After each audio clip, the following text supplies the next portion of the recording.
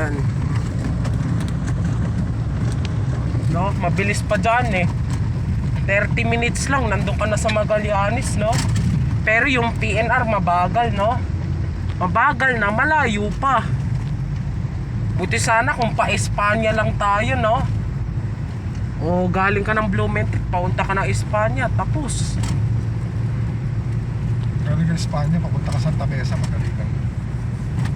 Dapat yun na lang yung pinihakin natin kanina. Diba? Eh, dami pa nating nadaan ng istasyon, no? Sa SM mo siya dadaanan, eh paano mo siya dadaanan doon? Paano ka dadaan? Ang tanong. Mamaya, bababa muna kita para makakain ka. Hindi, okay lang ako. Huwag mo muna ako ibaba. Unahin mo muna yung SM na yun. Hindi mo na. Sige. Bakit? Para magkape na si Bella, no? Ha? Okay lang? Unahin mo muna yung SM. Bago mo ako ibaba. Alright. No problem.